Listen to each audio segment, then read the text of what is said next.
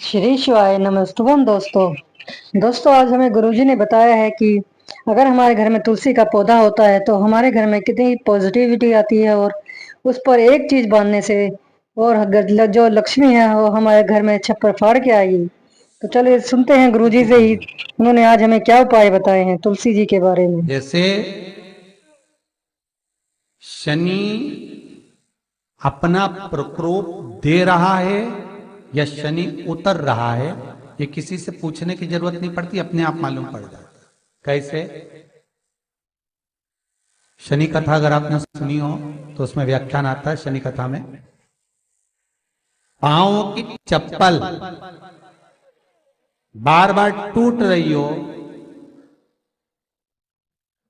कमर से नीचे जो वस्त्र पहने हो वो फट रहे हो, कहीं पजामा है, धोती है, आदि वस्त्र हैं, कपड़े हैं, वो अपने आप फट। आज के जमाने में तो फटे फटाए पहनते हैं लोग, फैशन।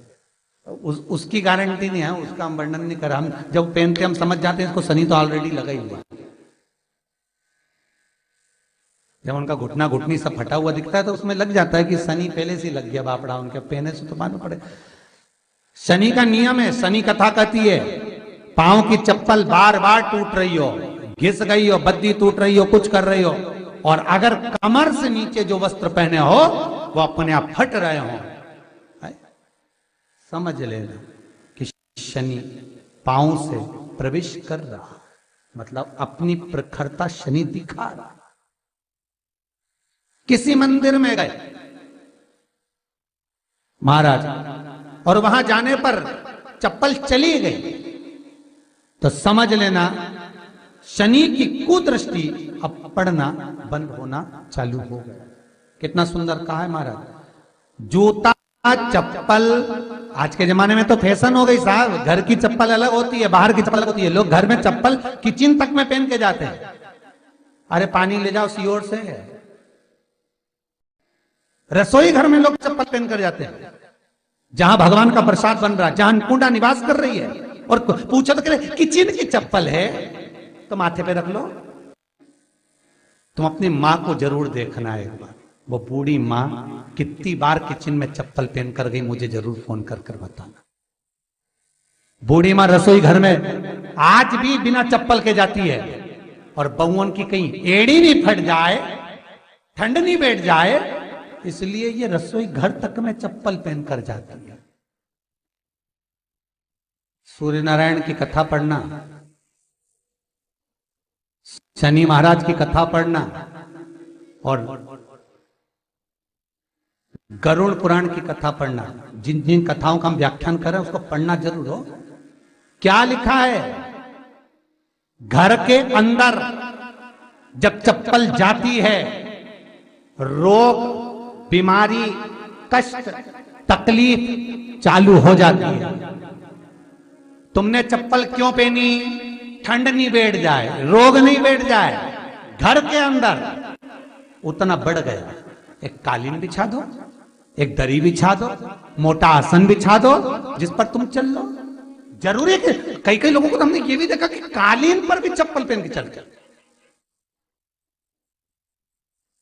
और ब्राह्मणों को भोजन परोस रहा है, गुरुजन को भोजन परोस रहा है, ठाकुर जी की थाली बना रहा है, ठाकुर जी का थाल लगा रहा है, तो भी चप्पल है पांव में। तेरा क्या होगा रे कालिया, क्या होगा? विचार तो करो। देह पड़ी रे जाए यहीं पर,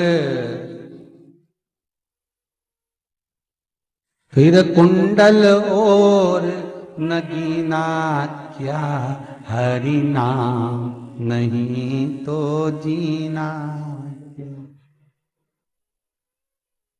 अभी भी सुधर जाओ रे, अभी भी सुधर जाओ, नहीं सुधरो तो सिधर जाओ रे, या तो सुधरो नहीं तो सिद्धरो, थोड़ा सुधरो।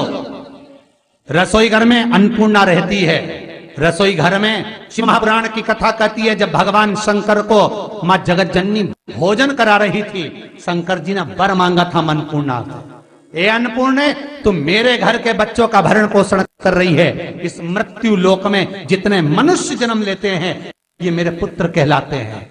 तो अन्नपूर्णा ने कहा, चिंता मत करना भोलेनाथ, जिस जगह पर एक स्त्री, बेटी, कन्या या घर की बहू या बूढ़ी मां भोजन बनाएगी, उस जगह पर मैं अन्नपूर्णा उसके शरीर में प्रवेश करूंगी। वो रसोई घर नहीं होगा, वो मेरा और तुम्हारा मंदिर कहलाएगा। अब मंदिर में चप्पल पहनकर भोजन का निर्माण करना ये श्रेष्ठता है। एक आसन पटक लो आप रसोई घर के अंदर, जिस आसन पे खड़े होकर आप भोजन बना लो। मोटा सा आसन रख लो, चप्पल की जरूरत ही नहीं। श्रीमद् भागवत कथा कर रही है, तुलसी का मात्र तो शनि अपनी दृष्टि बता देता है। शास्त्र कहता है जब घर के अंदर प्रवेश करने के, जब आप घर में प्रवेश करें तो एक कोने में चप्पल को उतार दें। बाहर जगह नहीं है तो घर के अंदर प्रवेश कर कर लेफ्ट में चप्पल को उतार दें और 7 या 3 कदम के अंदर चप्पल उतर जाना चाहिए घर के अंदर में। और उसके बाद अगर चप्पल अंदर प्रवेश कर रही है तो राहु केतु शनि के साथ प्रवेश करते हैं, जिसके घर में बीमारी कभी पीछा नहीं छोड़ती। शनि कथा, सूर्य की कथा का स्मरण करिए, आपको मालूम है, पहचान हो जाता है। महाराज तुलसी बता देती है कि आपके घर की दशा क्या है। बार बार जल डालने के बाद भी तुलसी सूख रही है, बार बार आप पूजन कर रहे हैं, पाठ कर रहे हैं तो भी तुलसी के दल सूख रहे हैं। तुलसी बता देगी कि तुम्हारे घर में तकलीफ आने वाली है, कष्ट आने वाला है, सूख रही है। किसी ने जरूर कुछ ना कुछ ऐसा है कि इसमें घर में तकलीफ आएगी, तुमने लगाया फिर सूखी, फिर लगाया फिर। तुलसा महारानी बता देती है कि कष्ट है। और जिस गमले की तुलसा घेर घमोर हो, फलित तो हो, आनंद में हो, तो उस घर में फिर दुख नहीं आता, समृद्धि खुद बढ़ती चली। जिन शंकर भगवान को आप जल चढ़ाते हो, जिन ठाकुर जी से आप लाड लड़ाते हो, जिन भगवान कृष्ण का आप स्मरण करते हो, राधा रानी का आप नाम जाप करते हो, जिस परमात्मा का आप भजन कर रहे हो, कीर्तन कर रहे हो, नाम जाप कर रहे हो, नाम स्मरण कर रहे हो, उससे तुम्हारा एक संबंध होना चाहिए, एक रिश्तेदारी होना चाहिए। और उससे जब तुम्हारा कोई संबंध रहेगा, उससे जब तुम्हारी कोई रिश्तेदारी रहेगी,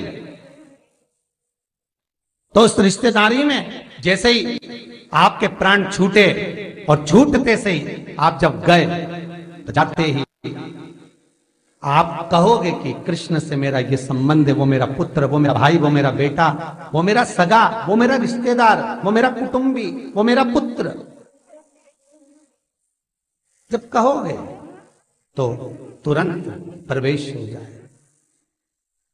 महाराज भगवान से संबंध होना चाहिए।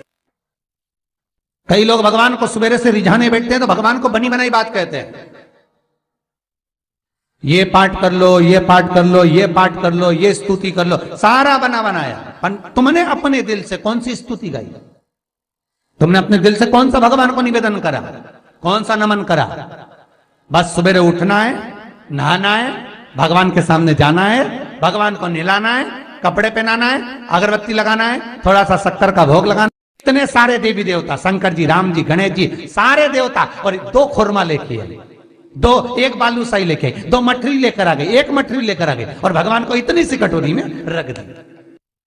अब बोले, कई लोगों से पूछा, इतनी सी कटोरी में 1 मठरी, 1 खुरमा, और रोज मठरी खुरमा एक साथ नहीं रखती। वो तो आज दिन मठरी का भोग लगा दिया, कल खुरमे का लगाएगी, परसों गुजिया का, परसों पपड़िया का, कोई डब्बे में भरे भरे।